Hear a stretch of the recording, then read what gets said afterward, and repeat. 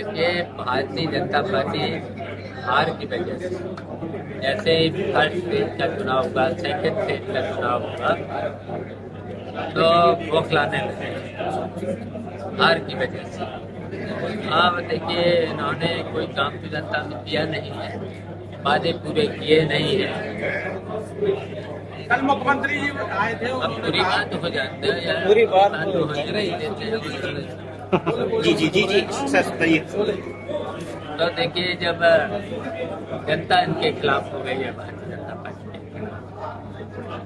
तो ये इसी तरीके के बयान देने लगे कि बौखलाहट है। अब देखिए, निश्चित इंडिया गठबंधन जो है, तो जो गठबंधन है, और आपने जो कहा मंगलसूत्र और परिवारवाद, इनके परिवार तो है नहीं। मंगलसूत्र के बारे में क्या ये उसका सम्मान करेंगे मंगलसूत्र के, जब अपने घर में ही मंगलसूत्र का सम्मान नहीं कर पाए। और यहाँ तक कि देखिए, मंगलसूत्र का सम्मान तो पूछिए सोनिया गांधी, जिसके देश की खातिर जिसके पति कुर्बान हुए, उनकी सास देश के प्रति उनकी सास कुर्बान हुई। इन्हें पूछे, इनके क्या, इनके तो मतलब परिवार है ना, मंगलसूत्र का सम्मान करना जानते हैं।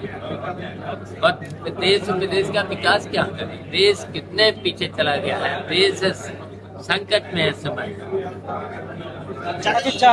चाचा जी जैसे पहले बिट्टन जी शामिल हुए आपकी पार्टी में, अब रचित जी, तो लग रहा है आपको कि बीएसपी का वोट आपकी तरफ खिसक रहा है कुछ?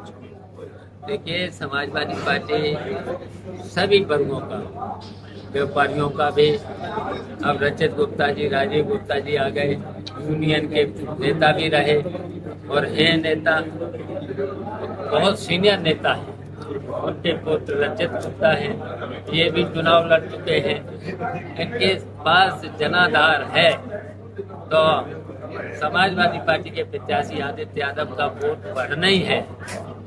तो बीएसपी का वोट कहीं ना कहीं खिसक रहा है सभी वर्ग, देखिए, दलित वोट भी हमें मिल रहा है, किसान लोग भी, बैकवर्ड भी, सवर्ण भी, और अब ये रचित गुप्ता आ गए तो बैल समाज का भी। अच्छा, इन समाज के लिए भारतीय जनता पार्टी ने कोई काम ही नहीं किया है, किसी भी समाज के केवल विघटन पैदा किया है, केवल विघटन। इन्होंने भाई भाई को लड़ाने का काम किया है, उसकी वजह से पूरे देश की जनता भारतीय जनता पार्टी से नाराज हो चुकी है, तो इसलिए बौखलाए हुए हैं। चलिए, एक सवाल और था आपसे। मैनिफेस्टो के बारे में मोदी जी लगातार कह रहे हैं 2024-14 में लाने जा रहे थे, और उसमें आरक्षण की बात कर रहे थे कि मुसलमानों को आरक्षण दिया जाएगा। इसको किस तरीके से देखते हैं?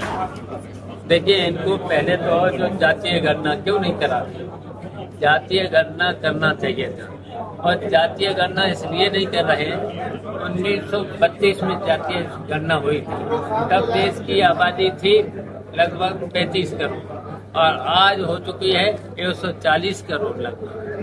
तो इनको जातीय गणना कर नहीं इसलिए नहीं कराते हैं कि इनको आरक्षण भी देना पड़ेगा, केवल आरक्षण नहीं देना चाहते हैं।